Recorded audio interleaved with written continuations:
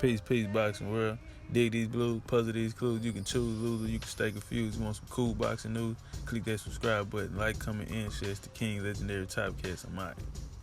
Oh, this is too good. You a pussy without the hair. Boy, I'll kiss you in your hot mouth. That fight right there is great. That's a fight I would politic against if it was offered to us. Bro, that nigga my homie. Count money, fuck hoes. Make sure you get money. We laugh, we joke, cause all the ops funny. Put that on God, man, these niggas don't want no smoke. No smoke, no smoke. You niggas don't want it. I can't go, won't go. Won't leave my mama lonely. No smoke, no smoke. But we die about that money. No smoke, no smoke. You niggas don't want it. I heard these niggas won't smoke. They better pull up with 100. Yeah, we want all the smoke.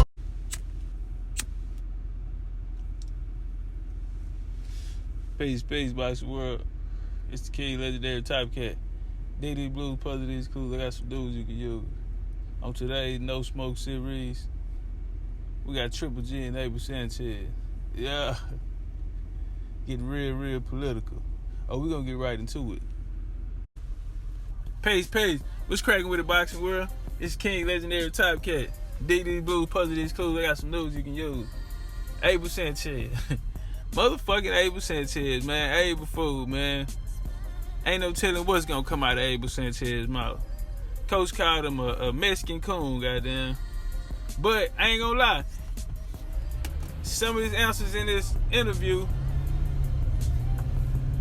he buried the truth on some, and he was a little more honest on them. He looked very relaxed, you know. I mean, hey, the Bells pulled out Triple G head. He don't have no fight lined up. You know, they ain't trying to smoke and mirrors a motherfucker now, you know. It's out. The jury's out on Triple G. So he was a little more comfortable in the interview. But the reporter asked him, how do Triple G line up with some fighters of the past? And his answers reflected this thing. I first want to say this.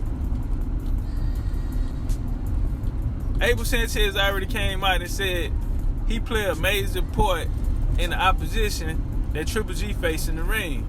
So I was listening very carefully to his answers. First of all, I want to say this. He said he would stop Bernard Hopkins. He said Bernard Hopkins don't have the skills or ability to keep Gennady Golovkin off of him. He said it would knock Bernard motherfucking jaw loose. He going to sleep in that fight. What Marvin Hagler. He say Marvin Hagler, he ain't big enough. Little nigga, you don't weigh enough, little nigga. I'll pick you up and dump you on your motherfucking head. Nah, but he say he'll sleep, Marvin Hagler. He said he going to sleep. Roberto Duran, easy fight, easy money. Put him in front of me, watch what I do to him. I'm gonna smoke his boots, easy money. What was interesting, he was asked about James Toney Triple G. Abe said, damn. He gave Toney his props. He was a master. He said impossible. James Toney would have been impossible to beat.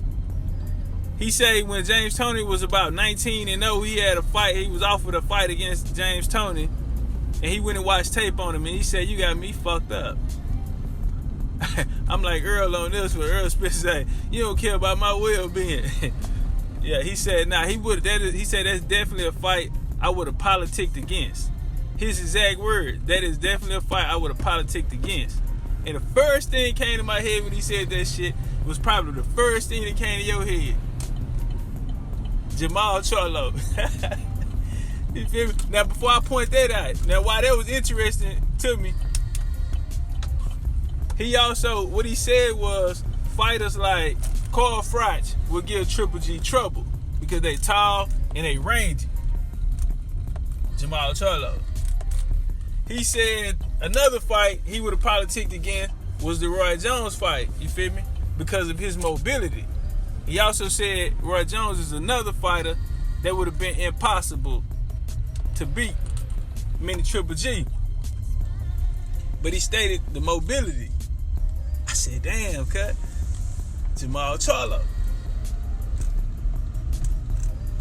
So when like I said, Abe has a major part in who he gonna let in the ring with Triple G.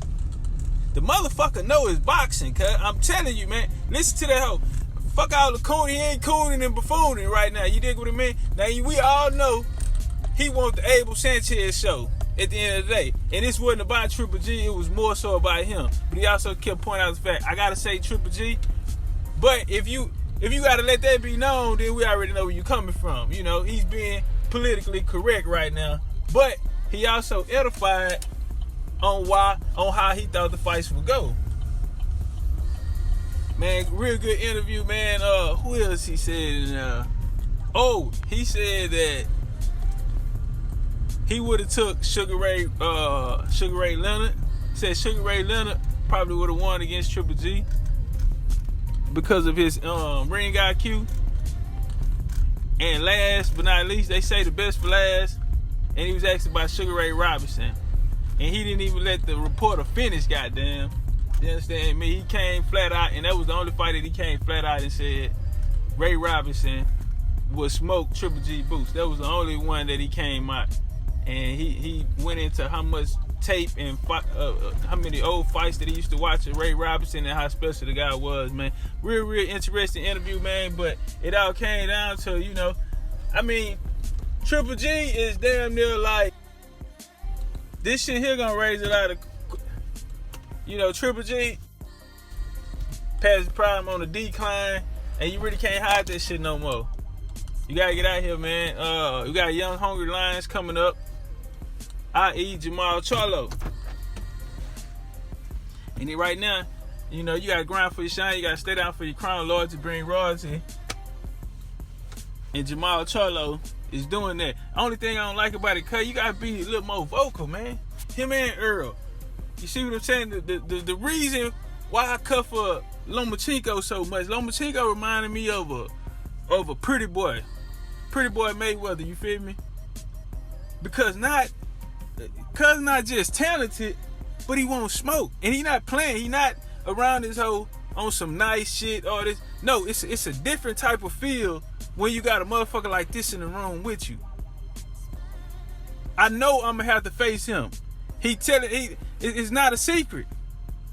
He want all of the smoke, and he calling you out, and he ain't just on no, oh, let's fight, see you win. He like, nigga, you ain't got nothing for me. He make you feel like you not on this, I'm not on cuz level. That's why I fuck with Lomo, man.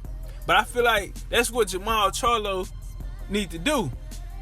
You feel me? It's not time to get lax, man. We love you. You talented, and you coming up, man. You feel me? And a lot of people starting to know your name, man, and know the game, but it's a lot of big fights out there, man, and these dudes is hiding behind politics. Just like Abel Sanchez came out and said in an interview, he said that is definitely a fight that I would politic against. You know, I just want to see the king win, man. Charlo, you gotta open your mouth, man. Closed mouth don't get fed, man. Now, I feel like you can beat these dudes, and I know you feel like you can beat them, but put the pressure on them and let them know, nigga, you got me fucked up. Diddy Blue, Puzzle Clue, you can choose, lose, stay confused. You want some cool boxing news? Click that subscribe button.